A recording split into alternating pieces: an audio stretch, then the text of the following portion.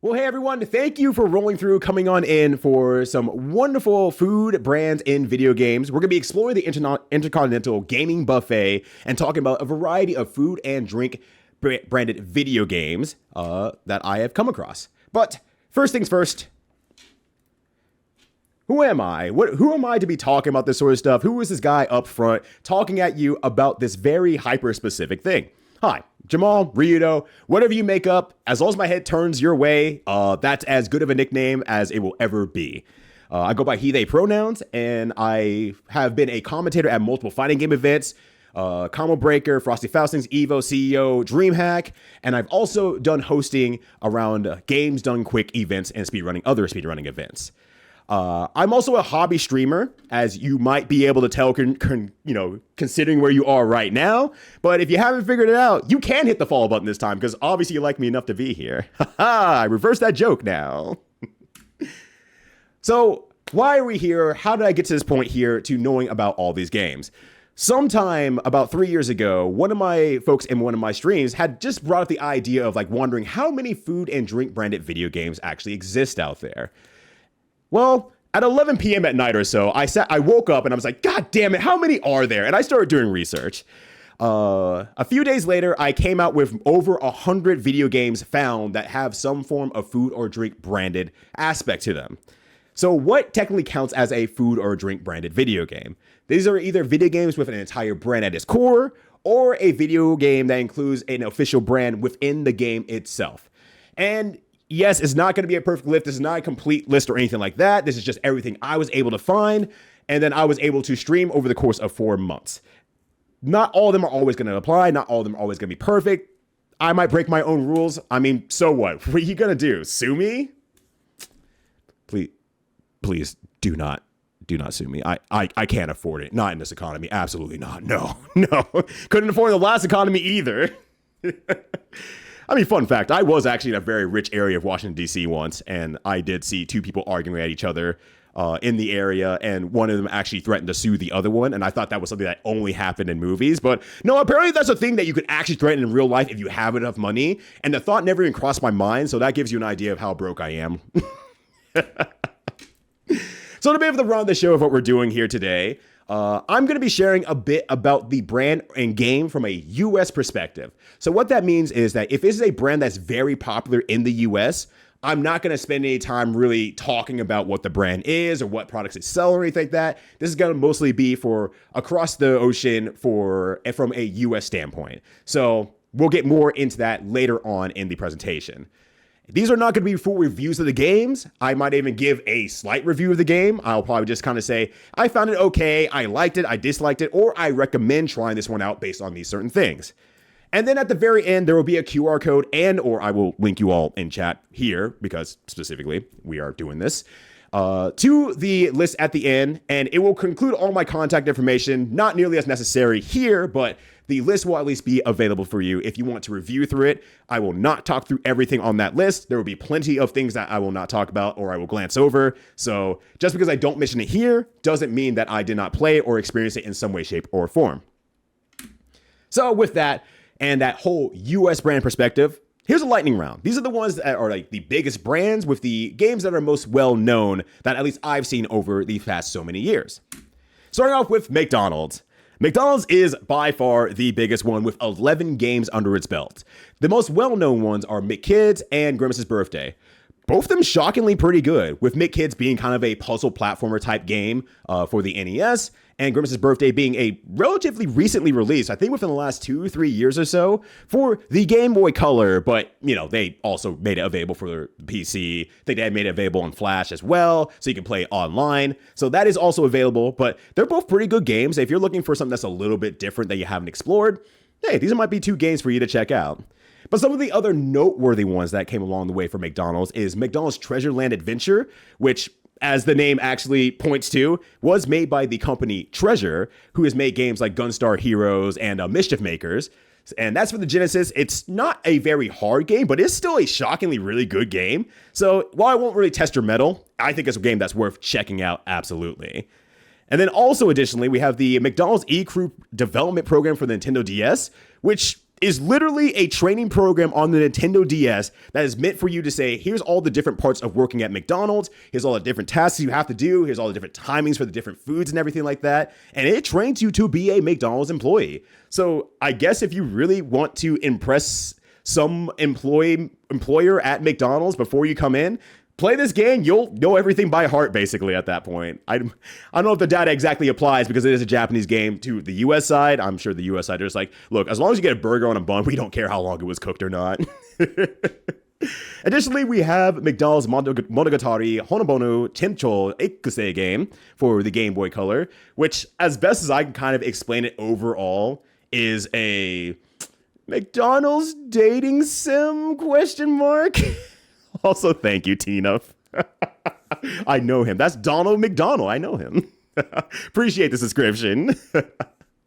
But it's a little bit strange of a game because it's like you are a guy who's living in a city who works at a McDonald's with other various cute and interesting anime characters that you get to know, across a amount of time. And strangely enough, you don't have to go to work. The speed run for the game is literally going to bed 40 days in a row, and then the game ends. So you don't even have to go to work. You could just slack off and still have a job. So that's honestly a beautiful thing. I think we need more of that in the real world, honestly. And then we have McDonald's de Asobo for the Pico. Now you might be asking, what the hell is a Pico? Don't worry, I got you. That's McDonald's de Asobo at the top there, and that is a Pico below, which is basically a children's-esque toy that is meant for you to put different cards on the top shelf there that you can see. And then on the bottom side, you're able to draw on it, use different controls and stuff like that to interact with the game controls and everything there. So it's a cute little thing, a fun little thing that made it very hard to emulate or play or do anything with, unfortunately. But basically, you're just kind of going through and touring through a McDonald's and just experiencing different aspects of a McDonald's, basically. Now, you might notice the parentheses in front of it that says Hello Kitty Toe. Now, corporate needs you to find the differences between these two pictures. It's the same game. It's the same game, just with Hello Kitty characters instead of human characters. So pick your flavor there. They're both available for you. It's basically the same thing. So on the Burger King side of things as well, we have the most known one, which is the Xbox Big 3 during the time when they were doing Pocket Bike Racer, Big Bumpin', and Sneak King. These games are overall pretty all right. I wouldn't say like they were deserving of the hype that at least I heard of back in high school. Oh God, high school. That was only a few years ago, right? Oh God, I need to stop saying that out loud. But they're pretty all right games. They're fine. It was honestly a very quality thing to give with Burger King food, and it did get them a lot of notoriety and marketing as a result of that. Now, on the noteworthy side, there's the Burger King CDI training program. That's right. There's a second training program for a fast food company being used for this. So they had it on the CDI, and basically it's filled with all different sorts of FMV videos that go through different situations at the restaurant and pretty much just teaches you what you need to do in every situation. Then it'll have like a PowerPoint slide, multiple choice question, and it'll tell you if you're right or wrong, and then it'll pretty much just go from there. Even opens up with like a small video from the CEO of the company at that time, and I wonder how weird it was to approach him and to say, no, we're making a training video for this definitely not going to be defunct at all system called the CDI. And then on the other hand, we have Pizza Hut, which was just doling out all the video games of all time. So they had the demo disc 1 and 2, which is what I was most familiar with and most people around me were familiar with, which strangely enough, these were like the ways I discovered a lot of certain video games. Like, this is how I learned about Ape Escape. This is how I learned about Tony Hawk. This is how I learned about Final Fantasy VIII in general. They just had banger after banger on these discs, and they knew how to pick them. Sony was working very closely to say, no, this is going to be the next hotness. Please check out these games here. And pretty much all of them are really, really good. So that was a really good marketing thing for them. But I also was surprised to learn that they had a third one, and apparently a maybe earlier one as well, that was pretty much the same thing, smaller scale, still banger games around there like Metal Gear Solid, Tomb Raider, Crash Bandicoot, Medieval, and Gran Turismo. That's just like, that's really a heckin' good demo disc. Holy crap. But a fun fact, by the way, I didn't even mention this in the actual panel because I completely forgot. Final Fantasy VIII, the demo, is the attack on, not Balam, but that first attack where they're going, in with like Cypher and everything like that. The music for that is actually different than what the final game ended up using. And it's also a banger too. It's also really good. It sounds a little unpolished, but the song is not found in anywhere in Final Fantasy VIII, the actual official release. So if you're looking for a small little like, well, let me hear how that's different, it's pretty good. I think it's worthwhile. So check it out. On the Domino side of things, now we have the Yo Noid. Avoid the Noid and all of that good stuff. Yo Noid was... Ooh, I meant to research this, and I don't have a Bloom to back me up, dang it. But it's based off a Japanese version of a video game that they pretty much just reskin and re-released to the US. It's basically the same game, according to speedrunner Professor Bloom, and a little bit harder on the US side, but not like, noticeably or like extremely so. Both of them are just kind of tough and rough games, overarchingly. At least I struggle with Yo Noid personally. But on the noteworthy side, we have Yo Noid 2, Enter the Void, or Game of a Year Edition. Thank you, Juker. Yeah, Kamen no Ninja Hanamaru. I can never remember that. And thank you as well, Shadowhog. Greatly appreciate that. But yes, there is a Yo Noid 2 that you can play as well. Now, like I said, do not sue me. You're not allowed to. It's completely illegal to sue me. This is a fan game, kind of unfortunately, but because of that, they were able to make a really good game that had a lot of tether-based or yo-yo-based physics that the game really leans into, and is a fun adventure game through various worlds throughout the pizza world, the Domino's pizza world, and they're able to poke a lot of fun at Domino's in turn. But honestly, it's a very good game. That's a recommendation if I had one of all time. It's really, really good and a lot of fun and funny as well, in my opinion. And it's free, so you can check that out. You can absolutely check that out. It is no problems there. And also, big shout outs to one of my mods as well, who helped me walk through the game, made sure that when I got stuck in one of the areas, I wasn't stuck for super long, and I really greatly appreciate them for that. And there's also Avoid the Noid for the PC, or really old DOS game. You're the world's most athletic pizza delivery guy for whatever reason. He's able to do flips through the air and roll through the ground and tumble and everything like that. And he's just trying to deliver a pizza to the top floor of a really large apartment building. But for whatever reason, there's a bunch of noids walking around. I don't know why that is. But nonetheless, you just have to avoid a Noid, as per the name recalls. So you can see him on the bottom floor there, jumping through the air with the greatest of ease, and you can see a Noid on the top floor. So basically, the Noids will walk down, you'll kind of walk up, they'll kind of try to chase you a little bit. As long as you avoid the Noid and grab the key for the next door, you can keep extending the building. It's pretty fun, actually. I liked it quite a bit. I kept running back and just saying, okay, just one more match. So... Well, I won't say it's the greatest game of all time. It's an oddly addictive one that I was really enjoying. It runs kind of rough, but it's an older game, so that makes sense. Hopefully that little jingle gave you some spine tingles. That's right, it is Pepsi Man, probably one of the most well-known, or at least well-baffling games out there when it comes to food and drink brand games.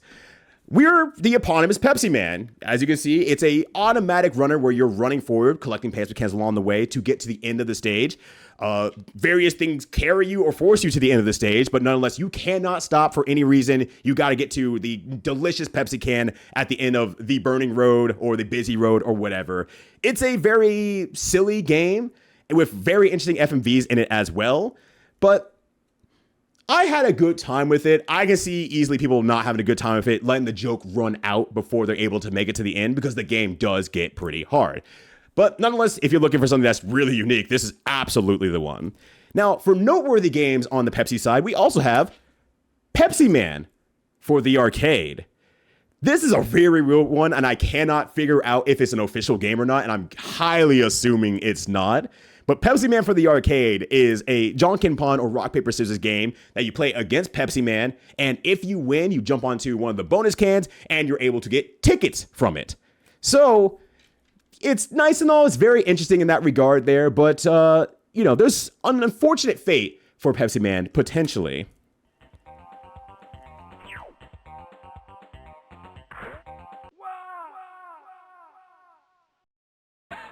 Pepsi Man's dead, y'all. That's why we don't have another Pepsi Man game. He fucking died.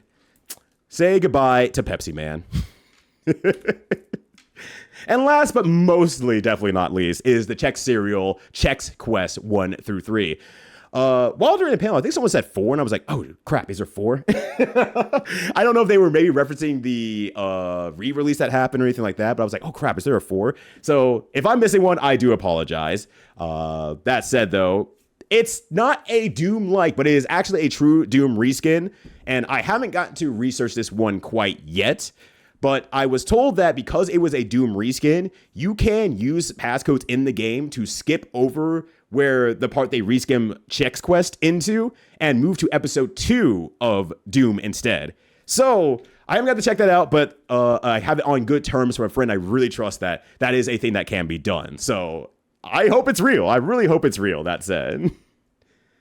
Now we're going to get back into the US brands here. These are still brands that you probably know from the US side of things. But, so I won't go too much into the brands themselves, but just, we're going to be cruising a little bit more here. Okay, so we got a highlight here real quickly. Episodes 2 and 3 are in the WAD as well as 6 and 9. Nice. Of episode 1. I don't know if you can access them in Chex Quest. Okay, gotcha. Yeah, I was told it was like a password you can use. That was Wobbly, by the way, who said that. Since it would be a lot easier to ask him directly, he could probably actually provide information versus me just kind of saying, I heard it very recently type of thing. So there we are.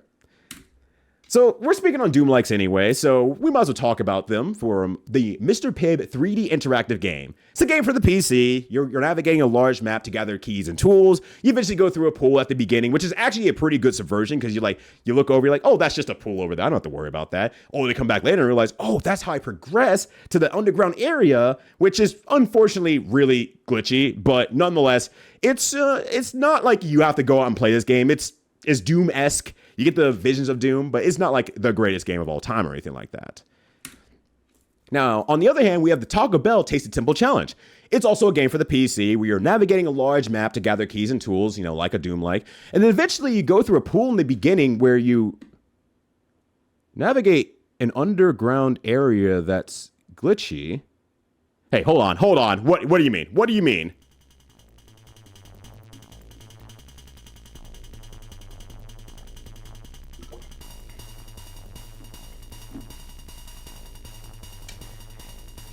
It's the same game.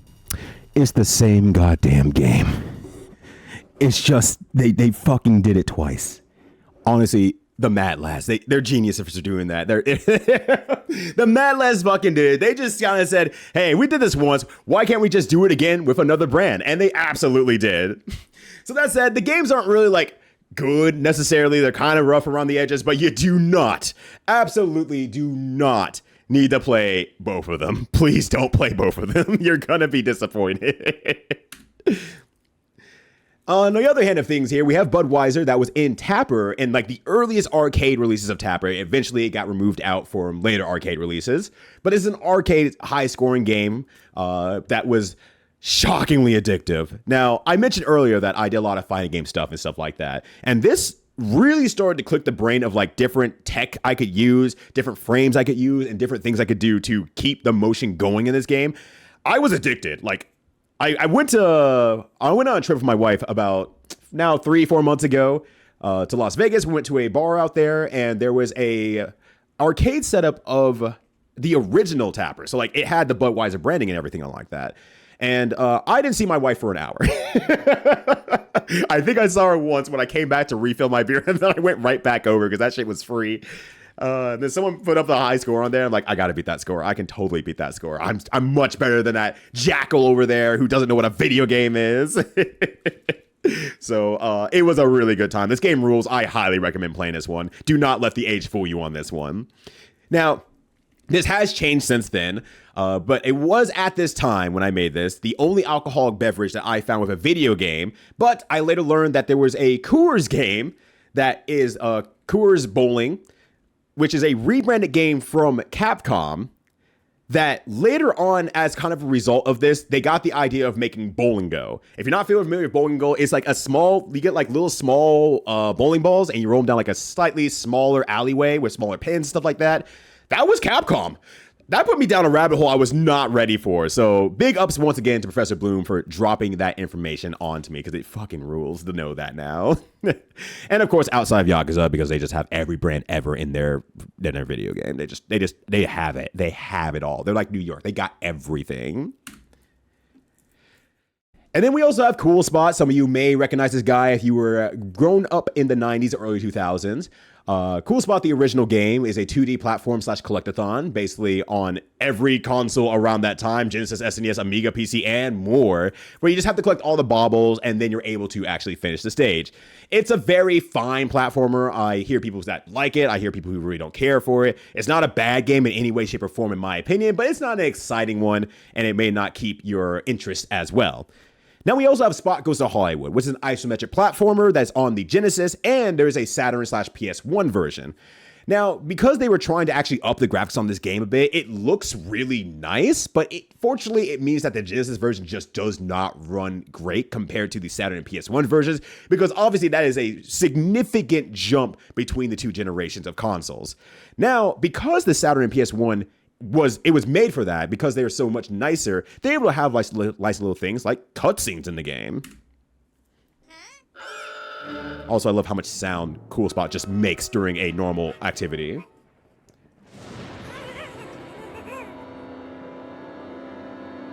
Avast our mateys as ye enter the world of pirates beware, for no one returns who has ventured in there. And honestly, it just shows that they put a lot of quality into this game. I'm a little bit surprised that they did that, but they put it in there. So there's cutscenes and everything like that. It does run a little bit better. Now, does that mean you have to be, chomping at the bit to go play it? In my opinion, not really. But you might have a decent time with getting to the next cutscene if you're that kind of player. Now in the cereal section, we have the Cheerios Playtime, which is a game for kids, but it is literally taking all the components of cereal to make cereal from actual scratch. You are getting the grains, you are milking the cows, you are delivering it to the factory, you are making it in the factory, and you are making that box of Cheerios. So it is from scratch, a way to educate kids to say, here's how you get your box of Cheerios that you love. I don't know any kids who really love Cheerios, honestly. And just a quick one from Flare Sword here. There was a spot for the NES, correct, that was banned with 7-Up, but with 7-Up's mascot, but it was a box and reversing Othello-style game, exactly. It sure exists. It's not much to really say there on that one, because it was Othello. I won once, and I called it a day. I ran the hell away with my victory there. I'm like, I ain't bothering with that one. Absolutely not. And then we also have Captain Crunch's Crunchling Adventure, which you have your little guy here who you're trying to train up his speed, jumping, and strength to be able to grow up. It turns out I had someone in the audience during the panel who was able to explain it a little bit more for me, which I appreciate. But you feed him different crunch berries so he can actually eat, and then you'll play little mini games with him where once you complete the mini game, the better you do, the more stat points that you get. But the amount of stat points you get is infinitesimally small. Like you go from 1 pixel to 2 pixels. And I got really good at, I believe, the jumping one where I was getting probably speed run level, max out tech. And it was still yeah, you did it 17 times in a row. You're like 1/10 of the bar full. You're doing great, buddy. You're doing great. What it turns out to be, though, is that once you actually get all those levels up, he grows up into an adult, wherein that you can play the same games, but slightly harder, which, great, yay. So it is not my jam, personally, on that one. And then there's Cocoa Puffs, Sunny's Race for the Chocolatey Taste. So let me talk about Flash for a little bit, just so you all are aware, because I know there might be some younger people in the audience here who might be like, what the hell is a Flash game? Flash was a wonderful little program that came with we downloaded a lot for web browsers, that allowed you to watch animations and play video games through your web browser, and that meant a lot of easy access for people to, create art online, to create animations online, to create video games online for a lot of people to be able to play. That also meant that it was a cheap and accessible way for a lot of food companies, or any brand company, honestly, to make their own games, post them online, and get more, kids attached at a younger age to their product because they would put games out there. So Cocoa Puffs, Sunny's Race to the Chocolatey Taste is exactly that. You're playing as Sunny, racing down a mountain to collect items along the way on his snowboard. It's a very, I guess I would call Flash-esque game where it doesn't do anything necessarily special. It's just run-of-the-mill, play the video game kind of energy. Now, let's just take all those brands instead and put them all into one. Everyone is here. We have all these brands. We might as well put them into a singular game. So we have Tony and Friends in Kellogg's Land, which is an adventure platforming game for the PC. And honestly, for the most part, I really just have to say that... Damn. Call me Tony. Holy shit. You gotta ask like that. I mean, if you're gonna throw it back, I'm not gonna complain. I ain't gonna complain personally. It is a game that I feel is mostly just okay. It's a effective platformer where you're kind of exploring around a little bit, but it doesn't do anything super special. But that said, it is a game that was released only in Germany. Now, when doing research for this and trying to find games that I could play for this, sometimes games aren't hyper documented very well. Sometimes they are just like in specific languages or other countries, and the way you have to play is through what is available. Originally, I thought this was just one of those situations where it's like, you just play through what's available. And no, it actually just turns out this is a German-only game. This is actually, Germany only got this, not in the US or anything like that. So I think that's kind of a unique and interesting one by comparison. Now, speaking of ones that I had trouble sourcing out in the first place and actually could only find the Russian version of, Sour Patch Kids World Gone Sour is a 3D side-scroller platformer for the PC, PS3, and Xbox 360. That said, being on the PS3 and Xbox 360 era, that also means that this game is extraordinarily hard to find because they said the digital market will never do you wrong whatsoever before closing down their digital market and not being able to access anything from those digital markets ever again. That said, this is a sad one because this game is very creative. It's very, very good. The gameplay is very nice. You can even see from the on-screen graphics here that, yeah, you're a Sour Patch Kid. You're moving around with other little Sour Patch Kids. But you can see that the scale of the world that they have going on there is extraordinarily nice. And I think that makes it a lot of fun. They put a lot of detail into it, and they did a really good job with it. The game is a lot of fun, too. It has slight puzzle elements, good platforming elements. I think they did a great job with this game, and it has the appropriately edgy humor that Sour Patch Kids is apparently known for. I haven't watched much Sour Patch Kids stuff, but thankfully someone in the audience when I did the panel at MAGFest did mention that, no, that's just how Sour Patch Kids are. Oh, yeah, the opening comes up with being one of them being stabbed in the back. No, that's just how they are. They're sweet, and then they're sour is the whole thing about it. So that was a nice little bit of information to have there that they nailed it. They nailed it, and this is a game that I would hyper recommend if you're able to get it. That was the hard part. This one was a little bit harder to find for me. And a little less noteworthy are their Flash and mobile games. Yep, that's right. We're going back to Flash. If you remember what I said about them, they were a cheap way for brands to get into the game space where at a very low cost, and they do not have to care about the actual quality of it. So there's Battle Cart, Sour Fling, Candy Defense, and Zombie Invasion. Nothing to write home about. It just kind of exists.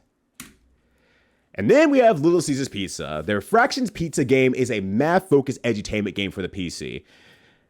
I have played a lot of edutainment games having grown up through the early 90s up into 2000s. Our computer labs were filled... Oh, God, I said computer labs. We probably don't have those anymore. I'm not sure if we do or not. Either way, the computer labs were filled with various edutainment games to give us a few minutes on the computer and also teach us stuff at the same time. This is one of the better ones I have seen ever. I am shocked about how legitimately good this is. Yes, using fractions and pizza makes a lot of sense, obviously. If you eat 3/5 of a pizza, you know, that's a fraction right there. You can play a lot around with that. Who the hell cuts a pizza in fifths, actually? Why did I say that? Anyways, but the more impressive part of this game is the amount of effort that they put into the music of this game. The Tic-Frac-Toe Singers!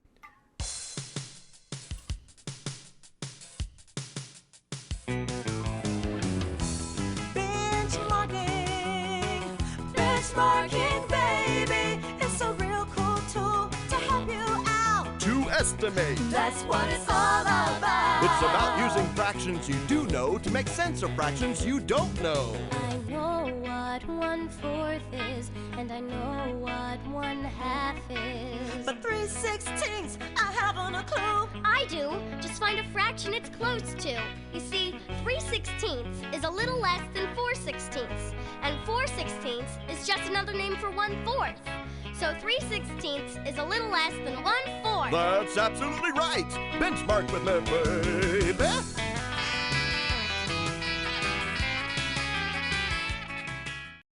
Once again, Little Caesar stays the king of pizza as long as you don't have someone in your ear whispering that is bad.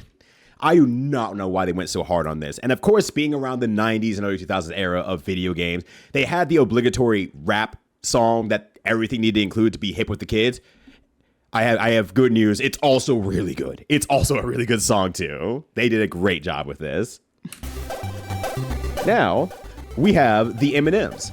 There are 9 M&M games. There are a lot of these games as well. Like, second to McDonald's, 11 games that they have here. Most of them are unfortunately pretty rough, just thanks to that Shovel Wii era. You know, it's not really good and nothing to really write home about, unfortunately, because that's where most of them do come out. That said, there are still some noteworthy ones to talk about. So, M&M's Shell Shocked came out for the PS1. It's a Crash Bandicoot-like game that is actually solidly pretty good. Had a pretty good time with it. Mind you, I have not had a lot of experience with Crash Bandicoot games, but it's still pretty darn good if you like that sort of game. So, as my first experience with a Crash Bandicoot game, I was personally impressed. Now, strangely enough, on the other hand, we have M&M's and the Lost Formulas. This is the same game as Shell Shocked, but they added a few extra padding of edutainment, and they made some of the levels extraordinarily long. And I mean, like, they made the driving stage, the first driving stage, like 8 minutes long. I don't know why they made it that long. I guess to extend the length of the game and make it have more value, I suppose. Nonetheless, it's just a reshelled Shell Shocked game that does worse with edutainment factors that aren't exactly teaching you anything. They're just basically like, hey, do the math, idiot. There's also M&M's Break'em for the Game Boy Advance and the Nintendo DS. It's a small, quaint little puzzle game, and if you're used to puzzle games around that time, like Bejeweled or any PopCap games, actually, if you're familiar with that, it falls along that line there, where it's just like wall bouncing and to destroy the bricks around the area. Honestly, I found it very cozy. I had a good time with it. The OST of that one is pretty good. I think it's one worth checking out if you do like those small, little, relaxing puzzle games. And lastly, here we have the M&M's Mini Madness. Now, I'm not noting this one just because it's a good game. It's very middling, honestly, personally. But what you're hearing right now is music from the game. Some of you might be familiar, and I can already see in chat people are already talking about regardless of anything. This is composed by one Jake Kaufman or Vert. Now, I don't expect people to know everyone about every composer that ever exists of all time, so some of the games that he has worked on is Shovel Knight, Double Dragon Neon, Mighty Switch Force 1 and 2, Contra 4, and most importantly, David Beckham Soccer for the Game Boy Advance and the Nintendo DS. Now, trust me, go listen to yourself a little bit later, and you'll thank me for it. It's also a banger OST for no good reason. It goes super hard. Now we're going to be moving across the ocean here after I answer this question here from Shadowhog, or I guess note from Shadowhog here. If mobile games can be believed, the Lost Formulas came out in 2000. They dished entertainment for the PS1 version. Okay, so it's very possible that I did have that in reverse there. One way or the other, there is a version that is edutainment added with a big beef around it, and then there's the damn, this game is actually pretty fun, why don't we just focus on this instead there. So that's really, really good. Now we're gonna be moving over to the Japanese brands here. So this will be where I spend a little bit more time actually talking about each brand. Not gonna talk heavily about them, but just little notes about them, just so you can familiarize yourself with their product and the company behind them. But first, we gotta start with Coca-Cola. Now, first of all, you might be saying this is not a Japanese brand. First of all, how dare you talk to me like this? Do not sue me. You said you would not do it. Continue to not do it. But the reason that Coca-Cola is over here is because there are some Japan-only games that I think were worth talking about. Anything more Western-wise, I just didn't find anything of interest there. I mean, there's unique things. There's just not much I can really say about it. So I really want to focus on the stuff that I could actually play and experience myself. So for Coca-Cola side of things here, we have Mina no Portable Coca-Cola Special Edition, which is a golfing game for the PSP. It's literally Hot Shots Golf, or everyone's golf, or everybody's golf, with Coca-Cola branding. Nothing more, nothing less. I love it because I love my golf video games. If you love Hot Shots Golf, you'll love this. Do you have to find a specific version? Absolutely not. No, not at all. But it is still effectively a really good game that I would recommend. So that kind of works. On the other hand, we have Sasu Shonen Iyuden, a Coca-Cola Kid, which is a 2D side-scrolling platformer for the Game Gear. The really actual name, Koki, is out to save his teacher against a nefarious bad guy whose name I do not remember off the top of my head here, but you can see him in the picture over on the game's box art. And honestly, it's a pretty solid 7 out of 10, pretty good game. Everyone has their 7 out of 10 game that's like, oh, I like it quite a bit and I think more people should play it. Or 7 out of 10 is like, it's average to me and like, I don't enjoy it. And for me, this was a 7 out of 10. I like it. I enjoy it. So I personally would recommend checking that one out there. It's a short little game, about 2-ish hours long, and might be something that you find yourself interested in. So there we go. Now, on the other hand, we have Ajinomoto Mayonnaise. The company itself started in 1907, technically 1909, but 1907, Dr. Kikune Ikeda developed umami from seaweed. And then later on, they started making monosodium glutamate, or MSG, as you know nowadays, in 1908. So this is a lot of that very savory flavor that you get from food and everything like that. If you eat like mushrooms, tomatoes, beef, fish, like that very kind of like, you get that very savory, juicy, almost like drool-worthy flavor that you get inside of your mouth there. So they were able to take that from seaweed and start narrowing it down into a specific product. And then 1909, they took that and they fucking roll with it and they went forward from there. So thank you, MSG, for bringing us so much joy nowadays, especially now that the US side of things, motherfuckers are finally over it. But the mayonnaise itself was created in 1968. And this is a interesting one for me in terms of seeing like the marketing. You can even see it in advertisement down there where the use of mayonnaise in at least Japan and other countries around there is a little bit different from how we use it in the US. And I mind you, I've had Japanese mayonnaise and stuff like that, and these are still not uses for the mayonnaise that I personally would have. But heck, I mean, maybe that's a good way to put it on your salad. Maybe you do dip your fried chicken into it. Personally, I don't know if I would ever still do that. But this is important nonetheless here, because the game Mokoto-chan No Wonder Kitchen is a point-and-click game for the Super Nintendo where you're adventuring for ingredients in storybooks to create recipes. And a lot of those recipes do look similar to what we saw over there, where you're using it for different products that, at least from the outside looking in, is not ways that I personally would have used mayonnaise. I had never tried any of the recipes in this game there, but it did at least make me question, like, is that a way to use mayonnaise? I actually personally don't know. I don't think I would use it in like these little tomato cups that we have here in the image, but I'd rather be wrong. I'd rather have more good food in the world there. So if you're looking for new, unique recipes to use your mayonnaise with, there's opportunity to be found here through a video game. Also, you have to be able to read Japanese too. But also, they go through the history of Ajinomoto as well as a company and the mayonnaise. You can see in the corner over here that this old man is telling you about when they actually created MSG. So it's like a little company propaganda for you, a little bit of a side with your delicious mayonnaise. Now, Calorie Mate might be one that some people are familiar with, but we'll get to that. They were made by Okotsuka Pharmaceutical, and they were established in the brand was established in 1921, but they were officially founded as a company in 1964. Now, the Calorie Mate brands itself, or snacks itself, are just energy snacks that were introduced in 1983. They're just really high calorie snacks. You might be used to see like Quest bars or Heal drinks or anything like that from modern day.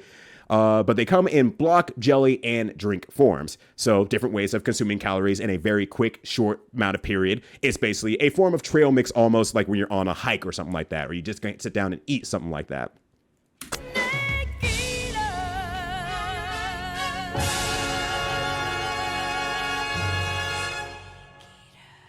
So, like I said, it might be familiar in some way, shape, or form that you might recognize this. It is from Metal Gear Solid 3. It was a consumable item in the game. It was fairly noteworthy. I think this is probably where a lot of people realized that Calorie Mate was a thing in the first place and not just some in-game item, but actually a true brand crossover. It's an in-game consumable because you're Solid Snake, you're in the jungle, food is scarce, but hey, a little snack that will keep you going amidst everything. Calorie Mate is a perfect fit into that game there. So, heck, they're good to go.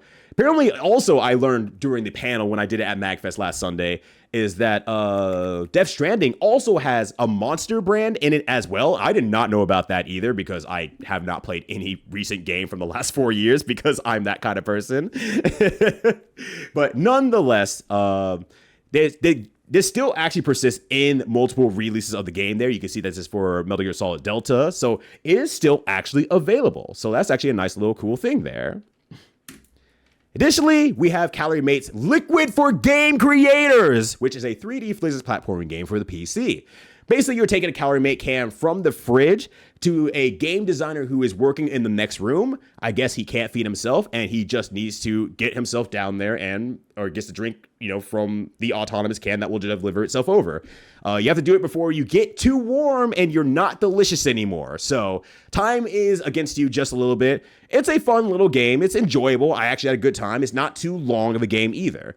And then on the other hand, we have Balanced Food Calorie Mate for Game Creators Jelly Mission, which first and foremost, I say stop yelling at me. Why do you feel the need to yell at me, Calorie Mate? You don't have that many calories inside of you.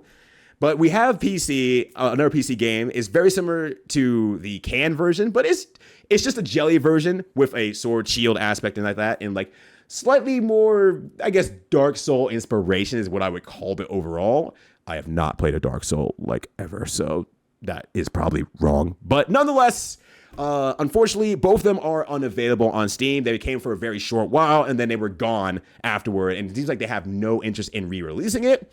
But I mean, hey, maybe they have it archived somewhere on the internet, like some sort of like internet archive of some sort you might be able to find it on. I don't know. It could be possible. We'll see. We'll see about that. Then we also have Curry House Koko Ichibanya, or Koko Ichi for short, is a curry chain restaurant that was established in 1978. It's a customizable curry restaurant. You say what you want in your curry, you say you want it served with, how much sauce, less, more, anything like that, and then they serve it up to you exactly as you ask. From the US side of things, it's basically the Chipotle of curry. So it's probably the best way to kind of explain them, honestly. But their game, Curry House Koko Ichibanya Kyo mo Genki da Curry ga Umai, is a high-paced action game for the PlayStation 2.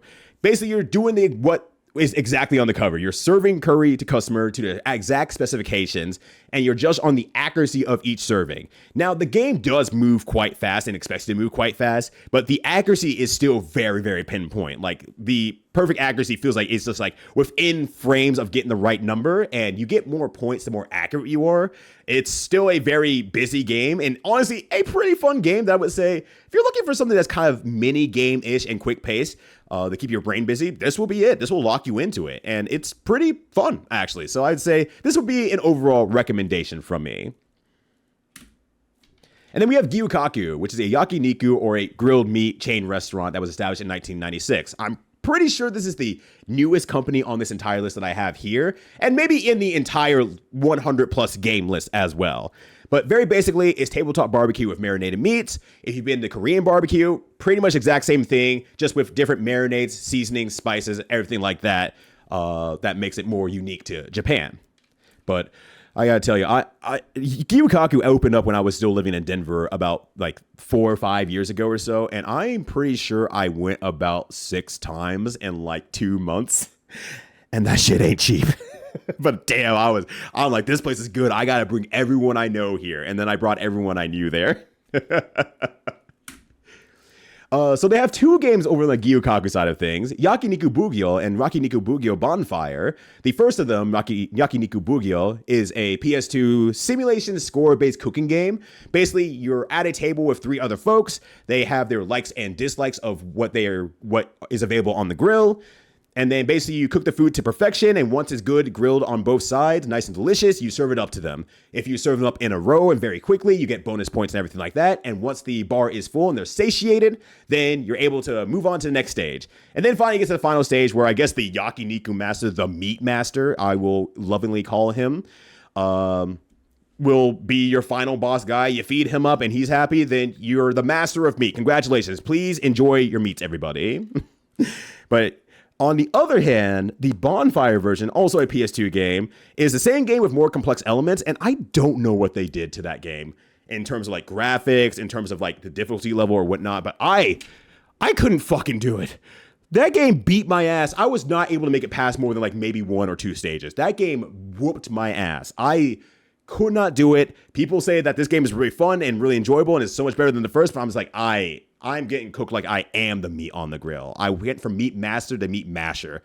Absolutely embarrassing. I couldn't do it. But nonetheless, the high point of this game for me was that there might be some slightly familiar characters from the game you might recognize in real life. Like, one Bob Sapp, the MMA UFC style fighter from Japan. Turns out that he's actually, I did some research on him since the panel. He turns out he's a little bit of a jobber, but a beloved jobber. He's not like bad, like necessarily, but he's not like good either. He's just noteworthy as pretty much a black dude in Japan. And then also we have three little girls you might recognize from just a small little TV show in the US. They could be absolutely anyone. That's the Powerpuff Girls if you're uncertain on the other hand, though. So we have, oh God, I keep forgetting I have to read all this.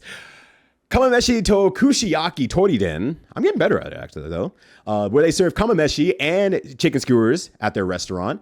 So kamameshi is a rice dish in an iron pot, similar to bibimbap, if you're familiar with that, coming from the Korean side of things again. And then chicken skewers, where they put chicken on a skewer and cook it over a smoky stove. It's very straightforward, honestly.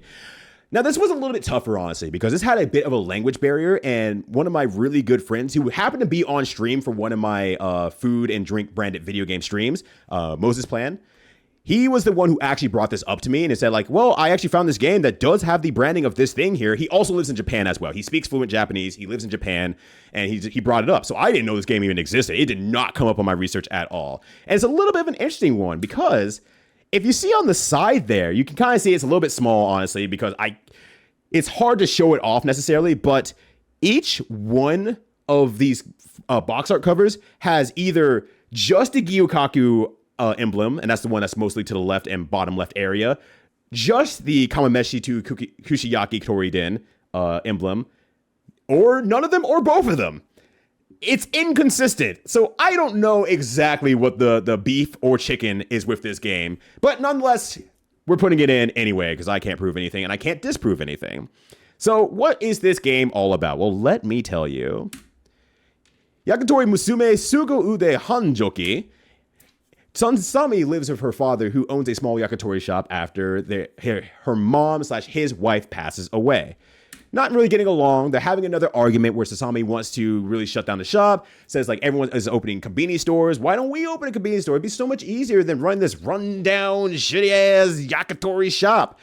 But the father says he just doesn't understand the spirit of yakitori. She's just young. She just doesn't understand. She doesn't get it. But she hates that. She hates hearing that. She runs off saying that mom is rolling in her grave and just, leaves the father kind of left alone, just like, oh, that damn kid. But after their argument,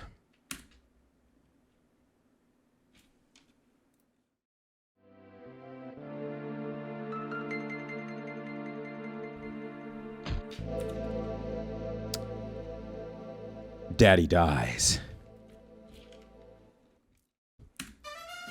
But don't worry, he's back. He's okay. Next week, a peculiar chicken shows up to the shop there. He's dressed like her late father. Oh shit! He's been isekai into his daughter's restaurant as a chicken. Volume 3. He's back, baby. Let's fucking go. Yakitori Musume is basically, if you're familiar with the game, the visual novel game Valhalla or VA11 Hall A, but meatier and not as good of music as well. I probably should pop that out of the way. VA11 Hall A is probably my favorite video game OST of all time.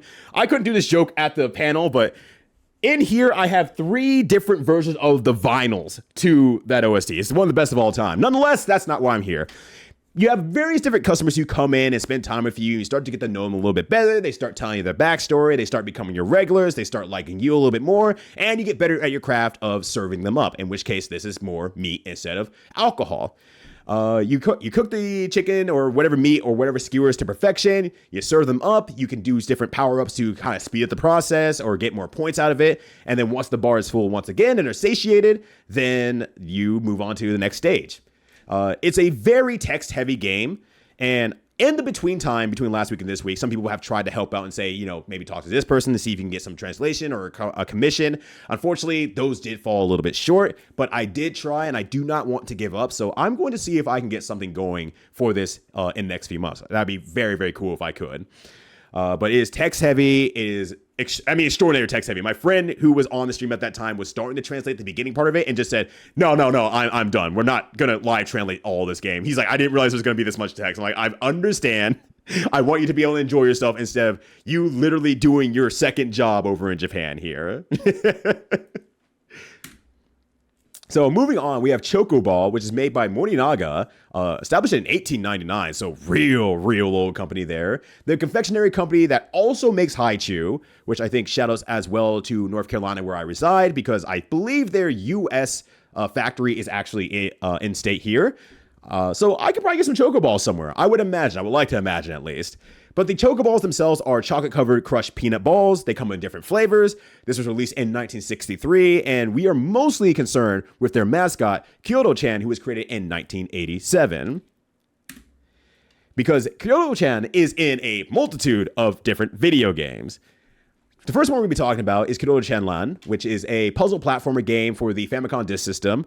Now, this one is interesting because it is a reskin of a lot of games, like Castilian, Tower Toppler, and Nebulous. You ascend up the tower, and you have different enemies, platforms, and other stuff along the way that you have to dodge and get around. Now, while there are multiple different versions of this game, I only play Kyoto-chan Lan, and I like the idea, but the execution feels really bad. It wants you to do a lot of speed-based things, and it's just like you do not move in such a way that you're confident in actually making it past the platform or the object in the way or whatever trouble that you have ahead of you. So it's like I wanted to like the game a lot more. I just didn't in the long run. Maybe the other versions run better, and it might be worth trying those ones. But at least for Kyoto-chan Lan, unless you're desperate for a puzzle game, do not worry about it personally. I'm not a big fan of it. Now, there's Pocket Kyoto-chan, which is a virtual pet simulator.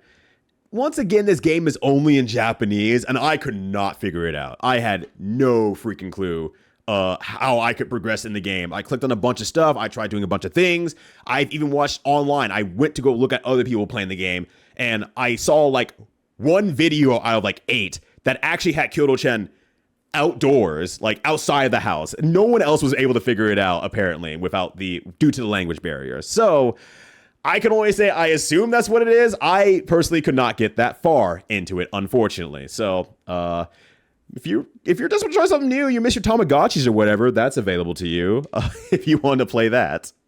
But now we have Kyoto-chan no Purikura Dai Sakusen, which is a 2D platformer for PlayStation 1. This one is a beauty of a game. It looks so good. It is so cute. It really leans back into that very bright, colorful cartoon era of video games that we had around that PS1 time, where it's like, oh, we can put more graphics in the game. What if we make them look really good, bright, colorful, animated well? This game has all that. It has what I would call similar energy to Mega Man Legends, which I just played recently as well. And it just has that very, very bright appeal that I like a lot. This is also a good game. Like, this is actually a really fun game on top of all that. So it's a Marvel look at. It's pretty fun to play. It's a cutesy platforming game. So if you're looking for something that's really unique, this is one to check out. I actually recommend this one. Definitely, absolutely check this one out. And now it's time to leave Japan and revisit the rest of the lands that exist out there. So this will be it's going to be mostly based around Europe. Let me be clear here, and the different countries inside of it. Like, I don't know, hold on, I got my notes here. Brighton? Brighton? I think I nailed that shit. Fucking Brighton. Let's go. So starting off with Penguin Biscuits here, we have the McVitie's. I think that's right. Someone from the UK corrected me on this, and they said I said it right. So I'm hoping I'm still correct. But they were a Scottish-British snack food brand, established in 1830. But most specifically, they're penguin biscuits that were created in 1932. There's chocolate-covered chocolate biscuits or cookie bars that they have there. They have different flavors and everything like that. And each wrapper has a small little joke on it. So from the US side of things, if you're familiar with Rocket Pops, where if you eat the popsicle, there's like a little joke on the inside of the popsicle stick. Kind of similar thing here with the wrapper. And honestly, I had to ask a British friend for their opinion on it. And they said they're pretty good if you're 14. But you know what? You're as old as you are in heart. So there we go. But the game that they're featured in is James Pond 2, codename Robocod, which is a 2D platformer for basically every system of all time. Like we're talking from like all the way for the Amiga all the way to current day Switch. Like it is on everything. It is, from my perspective, a mediocre game. But as I've talked about with other UK friends and everything like that, and other European friends as well, there's a US side of, we like to call things Eurojank. And that's just not fair because it's just a different style of platforming compared to what they grew up with. And a lot of them actually, really like and swear by James Bond games, hence why there's a 2. So I think my US sensibilities did not vibe with the game, but there are people out there who do swear by it to some degree and don't hate it nearly as much. So take that as you will. It's not it's not just me. Or rather, it is just me, maybe potentially, I should say. So that said, though, if you want to see the Penguin branding, it is only in the original UK release. If you go through all the rest of those other versions that got released since then, they do not have the Penguin branding. So that was a one-shot only. You have to play that specific version, and it will be a specific stage that has it, and it'll have the intro that has Penguin, and then we are done there. Then we have Yogo Yogo, which is made by Campina, which is a Dutch dairy cooperative that was established in 1979. Now, Yogo Yogo itself is a yogurt drink of various flavors that stopped its production in 2020, but relaunched in 2021 as an all-vegan soy product, which I'm like, yes, let's fucking go. Your lactose intolerant homie can finally have some Yogo Yogo. I have no Yogo Yogo near me, but I could have Yogo Yogo without eating a bunch of pills beforehand. So this is a good day for me. Give me some of that fucking Soygurt. But now the most notable part about it, and probably the reason why they ended up with a game, is because their commercials had some really catchy songs back in the 1990s. And might have some of that Dutch humor, as I'm personally told. Oh, hey, what are you doing? Come back. Come back, buddy. Play. 1000 mijler onder zee zit een man op de wc. Kijk, daar heb je Dracula en die zit oma achterna.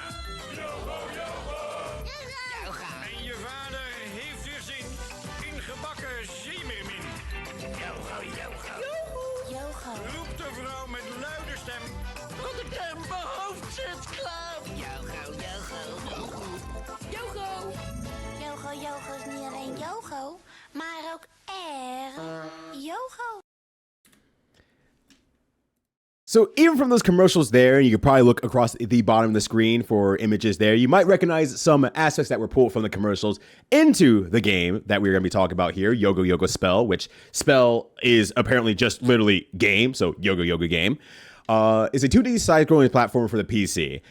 So like I said, my Dutch and Dutch adjacent viewers were just saying that that's just Dutch humor. It's kind of absurd, silly, goofy, doesn't always have to be sensical. It's just that's how it rolls. So there's a very outside looking in aspect for me here. But mind you, like I said, it pulls the characters and settings from the 1990s commercials. You can see in the bottom left there, we have that grandma that might have been pulled around by Dracula. Also a baby who's being hung by their diapers on a clothesline. We have a culturally sensitive, racially sensitive man in the middle there, bouncing on his blue balls there, because why the heck not? But is in one of the commercials I did find as well. There's a reason I didn't want to put that one in the collection that I had just a second ago. And then we can see the others that we saw the mermaid pulling on and tugging on at the very end that made the fart noise.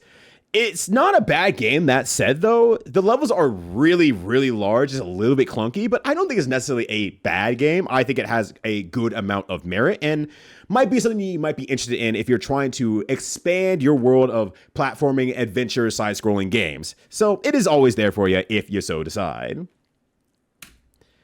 Now, Quavers is made by Walkers, who was established in 1948. They're a British sack fruit manufacturer that is now owned by PepsiCo. So thus, you're going to see a lot of labeling similarity. It's a little bit hard to see, I realize, to Frito-Lay. And they're not the same thing, though. They're just similarly labeled, and they're similarly not marketed, but like identified, but different countries, not the same thing, like at all. The actual Quavers Crisp, or for the US side, chips, are deep fried potato based snacks that are cheese flavored, and they look like they're Fritos or pork rinds with that kind of like aerated fried look a little bit is the best way to put it. Honestly, never had it, but it looks pretty damn good, honestly. Like the read of that, I'm like, oh, cheese chips, yeah, I'll take that, absolutely. Now, their game Pushover is a puzzle game using dominoes and very limited moves to be able to push over all the dominoes to get that final domino. You can see it on the screen there. That red domino is what you're trying to aim for, so you're doing your best you can to get a domino to knock all the way down. This game was on a lot of consoles as well, PC, Amiga, Atari, SNES, and plenty more. But the puzzle game, as a puzzle game, it is really good. This might be among one of the favorite games I have played during this entire thing. This is a really good, satisfying game. And I think a lot of the reason for that is because Quavers is only in the opening cutscene for this game. And I'm assuming that this game, well, not I'm assuming, there's documentation that this game was a fully completed game first. And then when they were finishing it off, they were able to get in contact with Quavers and add them as part of a brand deal. So at the very beginning cutscene, you see that Colin here, Colin the dog, is the Quavers mascot, pointing at an ant hole and having this ant in his hand is like, oh no, I spilled my Quavers into this ant hole. Little guy, would you go get the lovely Quavers and bring them back to me? And look, if I were an ant in this situation, I'd be like, fuck you, no. Absolutely not, no. That whole bag of Quavers can feed my whole ant colony for like an entire year. I'm not bringing that back to you. It's mine now. Maybe you should have dropped it. Maybe you fools shouldn't have had capitalism so you wouldn't have to be worried about buying another one. Anyways, goodbye. Nonetheless, the game is extraordinarily good. I highly recommend this one. I had a real good time with it, and hopefully more people will get to experience it as well. Now, Bomba is made by Osem, which is established in 1942. They're the largest Israel food manufacturer and distributor, and emphasis on largest. That's going to become important later. But the snack that they make is Bomba, which is a peanut butter flavored puffed corn snack that was created in 1964. They're cheese doodles without the cheese, as the Washington Post apparently so succinctly put it back in 2010. So thank you, Washington Post. Mind you, if I ever find these, that sounds really good as well. I will probably slam the hell out of these. Now, the game that was made off of this is, I don't know how to pronounce this. I'm so sorry, everyone. I don't know how to pronounce this at all. Missy Bamba Shell Bamba, I don't know how to pronounce it still once again, is a 2D platformer for the PC/DOS. As you can probably see in the animated picture below, there's an object that appears on the ledge, and as I try to walk to it, You can't walk there. You actually can't walk there. So there are legally platforms. They're not great. This game fucking sucks. I did not like this game. The highest praise I can give this game is that it's short. I think I finished it in like 30-ish minutes or so, 30, 45 minutes or so, after I was able to get, my quails in the square around it. But God, this game is rough. If you're looking for a bad game, this is a bad game. This is featured on Cuso Grande level of bad game. If you're not familiar with Cuso Grande, it's basically a competition around some of the worst, jankiest games that they can possibly find and have people compete in them. This was on there as well. So it definitely passes the marker for being a universally rough game. But the most important part, and why we mentioned why they're the largest Israel-produced snack company out there, is because the company mascot, the Bamba Baby, was Israel's mascot for the 2012 Olympics officially. Until the public said, what the fuck, that baby's ugly, and they made him take it back. Babby dies.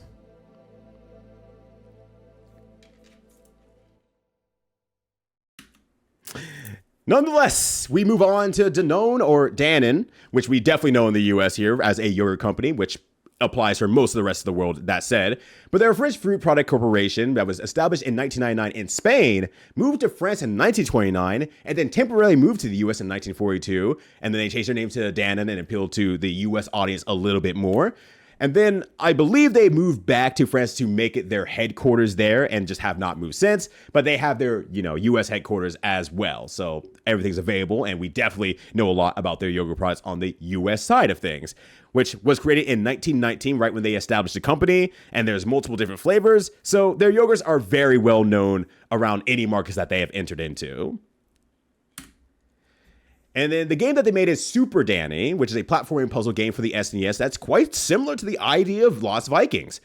Danny, Matilda, and Marius and Norbert are sucked into their TV by Dr. TV, who looks very unfortunate, as you can be able to see in that picture there. He looks quite like someone else. We're not going to worry about that. But Norbert gets kidnapped. He really said, fuck Norbert, put him in jail. So each character has their own different abilities to actually make it through every single stage. It is on paper a really cool idea and a really likable idea. The game just does not run good, and it kills me so much because I love the idea. I love the concept. I love solving the puzzles with the different abilities from all the different characters. It just doesn't run well, and it makes playing it kind of a pain in the ass. So I wanted to like it so badly, but it just doesn't work right. And then we have Pepperami, which is owned by Jack Links currently because Unilever sold to Jack Links in 2014, and Jack Links themselves sells meat snacks all across the world. I believe their main markets are the US and Germany, but hey, they have Pepperami under the belt as well, so that also enters them into the UK. Pepperami itself was introduced in 1979, and it's a meat snack stick that's similar to like a Slim Jim from the US side of things as well. Now, the really important part here that we need to talk about when it comes to Pepperami is this guy here, Animal, their mascot that was created in 1993. Also, you're not going to be able to say Pepperami in chat. That's very funny as well. You cannot say Pepperami. I'll explain why later. Either way, created in 1993, there was a stop motion and CGI animated character that they put into all their commercials since then. But like, I'm seeing some responses here, and I'm seeing some activity here. Like, look, you don't even know the guy. You don't even know if you'll like this guy now or not, whatsoever. Let's get to know him a little bit more before anything else.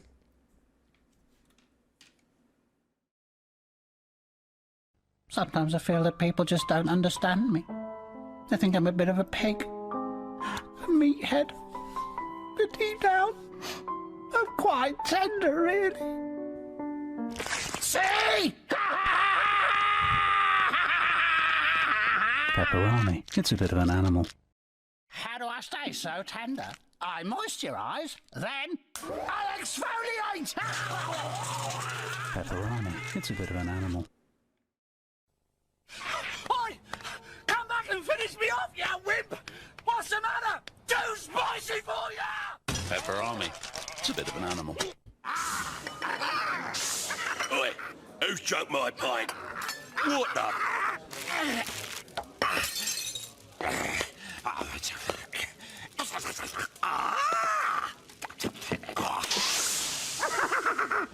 f***ing steaming!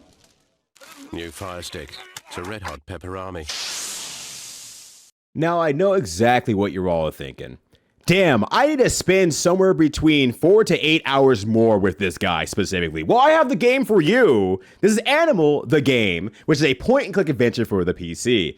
They realistically did the character and the game world correctly by making a fairly insufferable guy interact with the world and make the characters around him as well interact with him in a very similar kind of annoying and shitty way. This is a lot. I personally didn't feel that strongly towards it. It being a point-and-click adventure in the first place is something I already struggle with personally. But when I have to spend time with Pepperami out of all, or Animal with all people in the world, it's already pretty negative. But as I was also progressing through the game, there's also some very dated humor that is not enjoyable as well. And mind you, I'm definitely a person who's lived through eras of different things that's like, okay, that wasn't acceptable, but I understand the circumstances around that time. But when it's Animal who's the one doing all the jokes, you don't give a fuck anymore because you're like, I hate you already. I don't care if it was of the time or not. It fucking sucks even more. I can't even be nice to you in that regard. I can't even give you one. So I didn't personally like this game, but if you were desperate for a point-and-click adventure, here's a new one for you that you might be able to play. Notice how I didn't use the word enjoy, just play. And with that, y'all, thank you so much for entertaining my effective TED Talk about all the things that we have discovered when it comes to food and drink branded video games. But real quickly here, This obviously doesn't apply nearly as much because I'm doing this on my own stream here, but if you need to find me, if you find this on YouTube, hey, here's where you can find me. If you have any questions or anything like that, that is available to you. There's also a link to the list here as well, which I will link you right now. Here, so that you have that available to you. That should be open. You should have a list of the games available there. So if you want to look at them, you want to reference anything, that's available. But it's not a, remember, it's not a Bible of every food game out there. I have been adding to it as some people have come to me after after MAGFest, and that's really good. But it is not a fully complete list whatsoever. So I want to be clear here that there are still games that are not on that list there. If you want me to add it, I can absolutely do that, but I don't plan to maintain it as that Bible of all branded video games whatsoever. Now, that said, do you have any questions? Do you have any curiosities? Do you have any emotional outbursts? And it's great because this time I don't have to rush through the end of anything. I can just sit here and answer all the questions I want to, put some music on in the meantime, like I should have done probably at the convention, and just enjoy myself for this last little bit. But at least before then, a legitimate thank you so much for taking the time to just hang out, go through my panel with me, make a recording, and everything like that. This is a really wonderful thing that I got to do on my own stream there, and it is heavily because of all you who are watching me right now that I was able to go on such an adventure and be supported the entire time during it. So, seriously, from a heartfelt point here to you, thank you so much. And now I can take any questions. Just use the highlight function or something like that so I can actually track them a little bit better. So I have like, why are you so cool? I do not know. You're going to have to ask someone like Juker or Joe or someone else. I do not have the answer for you. Like, you hold someone against the wall underneath their armpits? I mean, obviously depends on their weight, but I mean, if they're anywhere from like 100 pounds to 150 pounds range, pretty long. I think probably take probably like a minute or so, especially against the wall. Probably like 2 minutes, I'd say. 2-3 minutes. So there we go. Also, yeah, thanks, good food, but, you know. I'm leaving that there for now as I answer all your questions. Emotional outbursts! Thank you, Teddy. So have these games affected your diet in any way?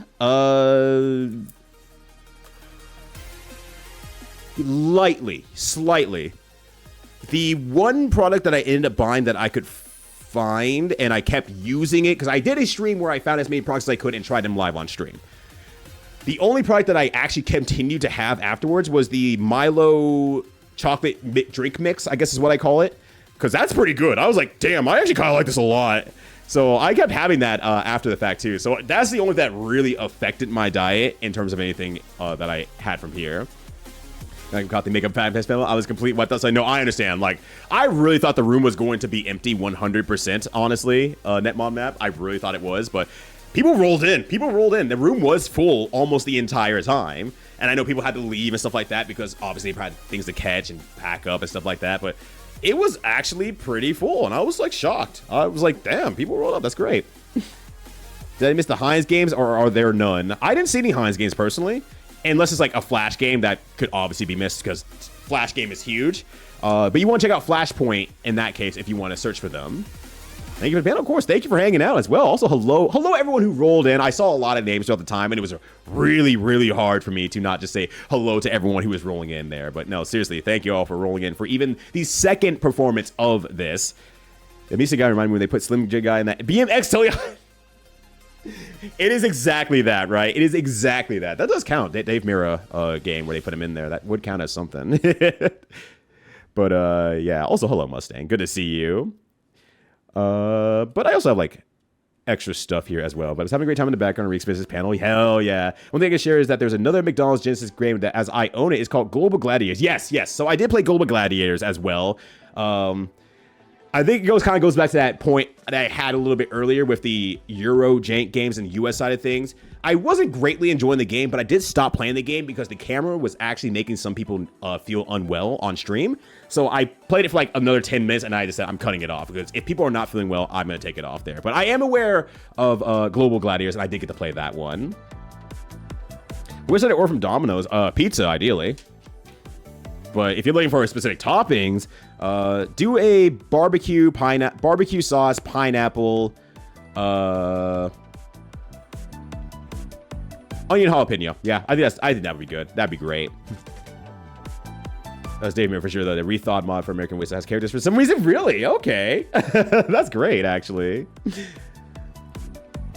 And then also as well, did I play a UFO Common Yakisoba for the SES? Yes, as well. So I worked very hard on this, as you can also tell, because there's also quite a few extra things where I'm like, I had to cut a lot of stuff because I'm like, I do not have the time to do all this in under an hour and be able to answer questions at the same time. So Yakisoba is down here, yes. Where I had a lot of factoids about actually Nissan Foods because obviously there's a lot to say about the company because it's a little bit more well known in the US. But I think we've talked about it before, Juker, where the game itself, I was just like, it's the worst kind of game. It's boring. I didn't find any excitement out of that game, and I was like, if I have nothing to say about the game, I'm not gonna pop it up, actually. I did not really care about that. Like Kokoichi, that was Japan only for Yoshinoya restaurants. Yes. Yoshinoya, I think I still made did I make one for that? Yes, I did actually. There it is. Yeah. So Yoshinoya is the service action simulator game for the PS2, where you're basically doing the same thing as Kokoichi. It's just you're in a different storefront, but the idea is very, very similar. Where even to the point where like you'll finally get to a boss of the area and you gotta satiate them, and then once they're good, everyone's happy. It's not a mid-show because I feel you won't say it again, but jump is sort of a derogatory term nowadays. People prefer enhancement salad. Today I learned I'm gonna go into the wrestling space and say, excuse me, they prefer enhancement in talent, and then every wrestling space will kick me out, which nothing will be lost because I'm not in a wrestler space anyway. Has the most penis music of all time. It's more because Tommy Tallarico. It's all downhill from here, Joe. It's all downhill from here. It causes you to find the commercials, which is how I remember. Ah, gotcha. Someone to go to Domino's order barbecue steak and pineapple. Ooh, now that sounds pretty good, actually. I'm not gonna lie. But yeah, Wimpy as well. Yeah, Wimpy was there. And I'm like, again, I didn't have much to say about Wimpy. I think I literally said it's like her burger time with a kickflip. Yeah, it's burger time with a kickflip, where you get to this first screen that you see on the bottom left corner. You carry the food from one end to the other end without the enemy stopping you. And then for the rest of the time, it's burger time-ish, where you're trying to make burgers by walking over the platforms. You knock it all down. It never goes back to that first stage. I don't know why they never go back to that first stage without, dying and resetting. But yeah, that was a weird one, honestly. You remember me to say anymore? Oh, really? That wasn't me a joke. Okay.